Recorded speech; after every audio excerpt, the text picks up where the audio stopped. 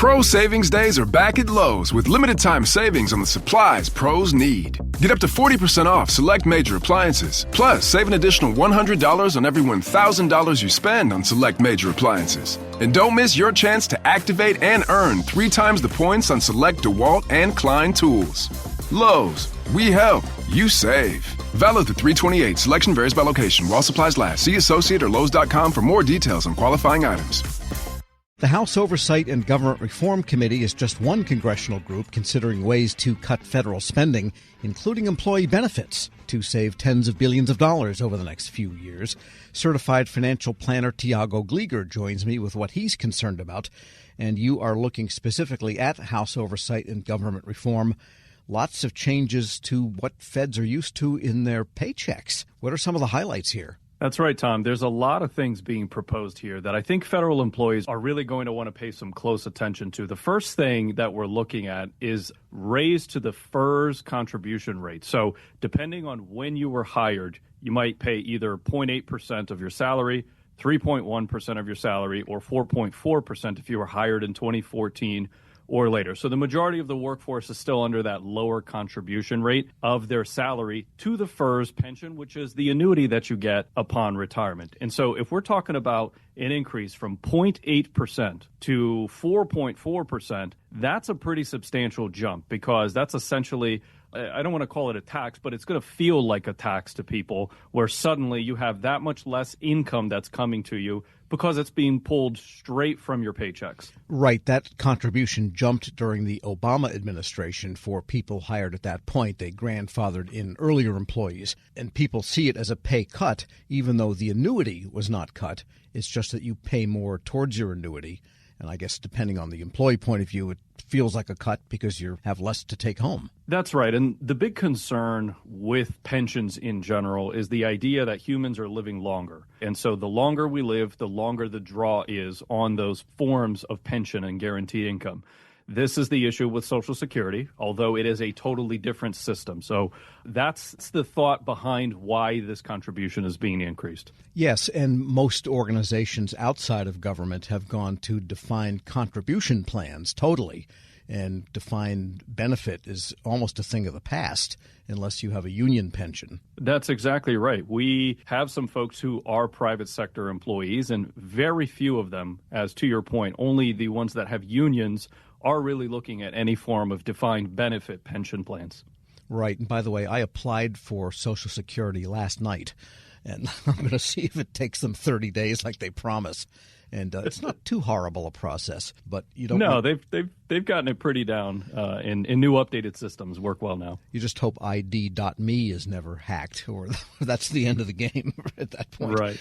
And then eliminate the FERS supplemental retirement payments could save $13 billion in 10 years. What's going on with that one? This is a big one, Tom.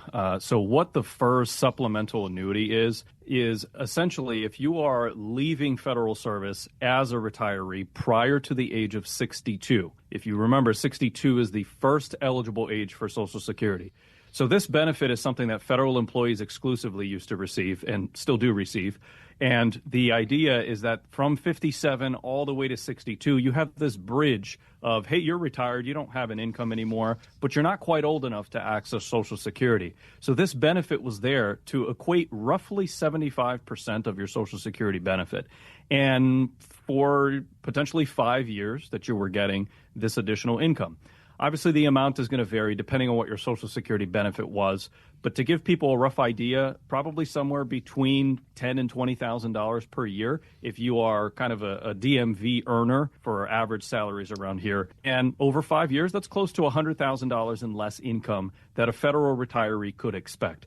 Obviously, if we're talking about any of the 1811s or other special provisions, they retire a whole lot sooner than that. So it could be many more years before they're looking at that supplement. So this is a big one, and federal retirees are going to need to account for where are we going to make that income if our salary goes away, and so does this benefit. Right. That is, again, for people that retire early. So that would make them rethink that option if they're physically able to, I guess. That's right. You know, it's not a tremendous amount of income, but it's very, very helpful. It's not negligent. And so people might consider just staying a little bit longer. until 62 at least, because then we're looking at the 10% bonus as well as Social Security availability. And you could always become a barista for those 5 years, I guess. We're speaking with certified financial planner Thiago Gleger of RMG Advisors. And the one that really has people, I think, up in arms when they hear about it is the FERS benefit based on the high 5 years of work instead of the high 3, which is effectively presuming you get a raise every year. It lowers it. It does, just by the way that averages work, right? If we're including more years into the average calculation, and they are years that are prior to your final last 3 years, then we are effectively looking at a lower base salary for your calculation. This is really going to make a bigger impact for anybody that gets promoted within those 5 years, because the promotion is going to be a bigger jump. That'll help in the overall calculation, but I would expect at least a few $1,000s in a reduction of overall pension. And, someone might look at that and say, all right, well, I'm getting $3,000 or $4,000 less per year, so that's not a complete game changer. The issue in that thinking is we have to remember that the cost of living adjustments are based on that calculation that's now lower. So if you factor in 30 years of a retirement times how many thousand less you're receiving, plus the reduction of the COLA for how many years, because it's now based on a lower pension, what is the actual lump sum value of less dollars you're receiving in retirement? That could be 6 figures in many cases.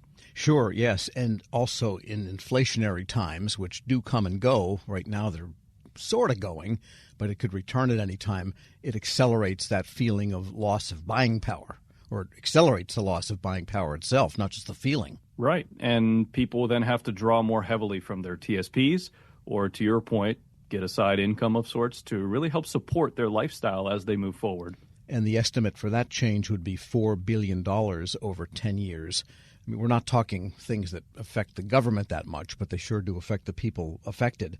And another one that's even smaller, but again, they're considering this. This is real legislative thoughts, is to enact Federal Employee Health Benefit Protection Act, H.R.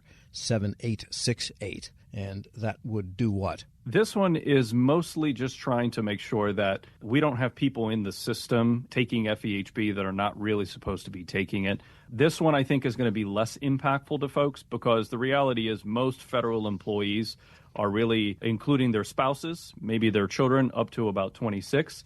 And so in this case, they're just looking to see where else are there people that shouldn't be receiving benefits that might be currently from the system.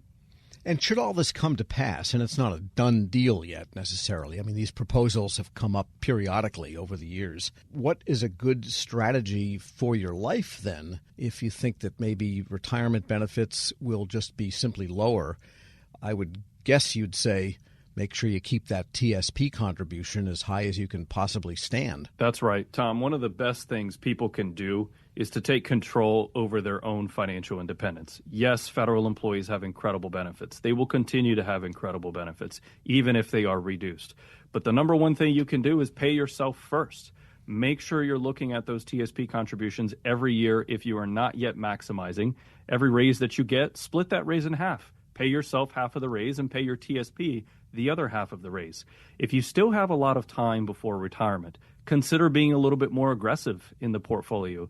The funds like CS&I funds are very growth-oriented, but we have to remember that the price we pay for growth is volatility in the short term. So you have to factor that volatility in as well. What do they say? You're poor if you work for money, and you're rich if money works for you. That's exactly